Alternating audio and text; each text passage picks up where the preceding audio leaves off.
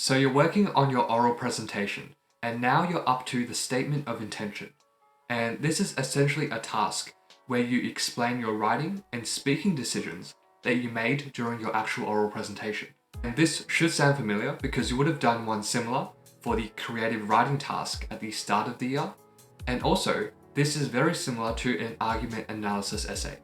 So let's go through the structure for this statement of intention and what you should include for each part. And the sample that I'll be showing today will be based upon the speech that I covered in this video, somewhere linked above. So please watch that before this because that will be very helpful. And another video that you might like to watch before this is my argument analysis structure video, because this statement of intention is essentially just a modified argument analysis. So with that being said, let's check out the structure. So like an argument analysis, we'll be using a similar structure. So intro, 3 body paragraphs, and a conclusion. Let's start with the introduction, which is just 3 sentences. So the first sentence is your contextualizing sentence. And this is where you want to say, why is your issue important? Or why has your issue come about? And for example, you can use this sentence stem here. Recent discussion has been sparked by, and then insert whatever issue you've selected. And here is an example that you can read. And then your second sentence. This may vary depending on how much of the following apply, but essentially you want to talk about your persona, if you have one, and you also want to talk about your target audience. So this might end up being 2 sentences, so it depends on your case. So here is a sample for my speech. You can see that the first sentence is talking about my persona, and the second sentence is talking about my target audience. And then finally, you want to have your contention. And this can be directly copied from your speech, because in your speech, in your introduction somewhere, you will have a contention of some sorts, and you can just directly copy that over and insert that in your statement of intention. Now moving on to body paragraphs, the good news is that this is just a simpler version of what you're doing in argument analysis. So if you have 3 arguments in your speech, you want to have 3 arguments in your statement of intention. Or whatever number of arguments you want to have the same number of body paragraphs in your statement of intention. To begin each paragraph, we begin with a topic sentence, and this can be simpler than the ones you might be used to in argument analysis. All we need to do here is to identify what the argument is and where is it located. So here are some sentence stems that you can use for each paragraph, and just note for each of these, it's clear how I am beginning my speech in paragraph 1, progressing my speech in paragraph 2, and how I am ending my speech in paragraph 3. So you can see that the wording here makes it very clear how I'm structuring my oral presentation, and this is definitely something that you can steal and use in your own statement of intention as well. So these are examples of topic sentences that you can begin each paragraph with.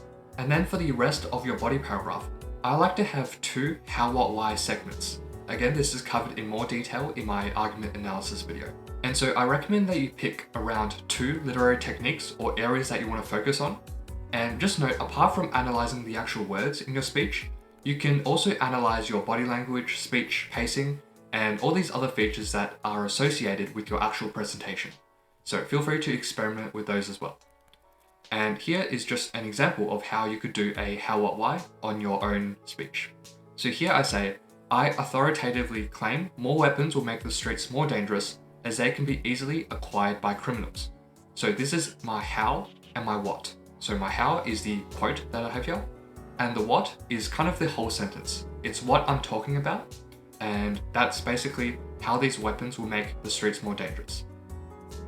And then the next 2 sentences are my why. So this rebuttal may spur readers to realize legalizing non-lethal weapons will further restrict their movements in public spaces. As a result, they will be more receptive to my following arguments regarding reforms within the judiciary system, as their safety is under threat. So what why means is, why did you include this quote? And to answer this question, you can just ask yourself, what are you trying to make the audience think, feel, or respond? So in this case, I'm trying to make the audience think that legalizing non-lethal weapons will further restrict their movements.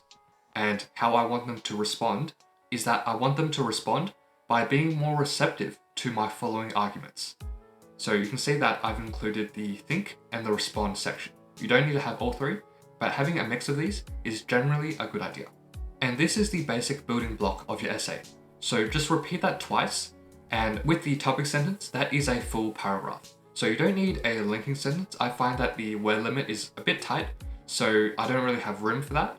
But if your word limit is longer than mine, which was 600 words, then feel free to add a link if you wish. But basically, topic sentence, to how it was, that is one paragraph. Repeat that 3 times, and you have your entire statement of intention. And then kind of an optional thing is a conclusion. So you might like to include this if your school requires it, but basically the conclusion is very short and just 2 sentences. First one is a sentence outlining your overall style. So is it a logical or emotional style? And then your next sentence is the overall intended impact on your audience. So overall, what are you trying to make your audience do? And this is typically some call to action or some form of action. And a sample is also provided here. So that's it. Hope that was helpful. If you want to support me, a fellow small YouTuber, then make sure to send this video to a friend who's also doing BC English. And if you do have any questions, just leave them down below, and I'll see you next time.